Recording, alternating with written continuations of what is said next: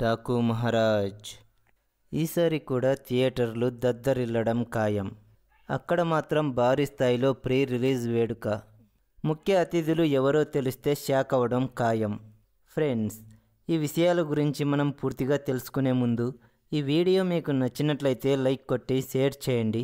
అలాగే మన ఛానల్ను సబ్స్క్రైబ్ చేయండి. ఇక వివరాల్లోకి వెళ్తే, బాలయ్య గారు మొదటిసారిగా బాబీ డైరెక్షన్లో చేస్తున్న మూవీ డాకు మహారాజ్. ఈ దర్శక హీరోల కెరీర్లోనే భారీ అంచనాలతో భారీ బడ్జెట్తో వస్తోంది ఈ మూవీ.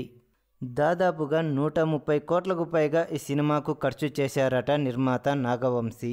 ఈయన బాలయ్య గారికి వీరాభిమాని కావడంతో ఎక్కడా ఖర్చుకు వెనకాడకుండా భారీ స్థాయిలో తెరకెక్కిస్తున్నారట. ఇప్పటికే ఈ మూవీ టీజర్ రిలీజ్ అయింది. దీనికి భారీ స్థాయిలో రెస్పాన్స్ వచ్చింది. ఈ మూవీ టైటిల్ కూడా ప్రతి ఒక్కరికి బాగా ఎక్కేసిందనే చెప్పాలి. ఇకపోతే ఈ మూవీ విడుదల తేదీ దగ్గర పడుతోంది. వచ్చే ఏడాది జనవరి 12న భారీ స్థాయిలో రిలీజ్ కాబోతోంది ఈ మూవీ. ఇక ఏపీలో కూటమి ప్రభుత్వం అధికారంలో ఉంది. రాజధాని అమరావతికి నూతన వైభవం తేవాలని ఈ ప్రభుత్వం భావిస్తోంది. అందులో బాలయ్య గారు కూడా భాగం కాబోతున్నారు.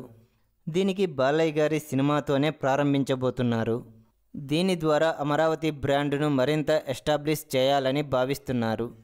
డాకు మహారాజ్ ప్రీ రిలీజ్ వేడుకను అమరావతిలో భారీ స్థాయిలో నిర్వహించాలని చూస్తున్నారు చిత్ర బృందం. దీనికి కూటమి ప్రభుత్వం సపోర్టు కూడా పుష్కలంగా ఉందనే చెప్పాలి. బాలయ్య గారు అటు రాజకీయాల్లోనూ ఇటు సినిమాల్లోనూ తన హవా చూపిస్తున్నారు.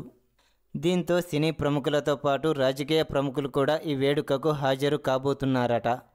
ముఖ్య అతిథులుగా చంద్రబాబుతో పాటు పవన్ కళ్యాణ్ కూడా వచ్చే అవకాశాలు ఉన్నట్లు తెలుస్తోంది. పాట్నాలో పుష్ప 2 సినిమా ఫంక్షన్ను ఏ రేంజ్లో నిర్వహించారో అదే రేంజ్లో అమరావతిలో కూడా బాలయ్య సినిమా వేడుకను నిర్వహించాలని ఉన్నారట. అమరావతిలో జరిగే మొట్టమొదటి సినిమా వేడుక ఇదే కావడం విశేషం. ఇకపోతే ఈ మూవీ దెబ్బకు థియేటర్లు దద్దరిల్లిపోవడం ఖాయమని అంటున్నారు చిత్ర బృందం. ముఖ్యంగా ఈ సినిమాలో 5 యాక్షన్ సీక్వెన్స్ హైలైట్గా నిలవబోతున్నాయట. ఈ సీక్వెన్స్ను డైరెక్టర్ బాబీ చాలా డిఫరెంట్గా డిజైన్ చేశారట. ఒకదానికొకటి ఏమాత్రం సంబంధం లేకుండా చాలా కొత్తగా ఉంటాయట ఈ యాక్షన్ సన్నివేశాలు.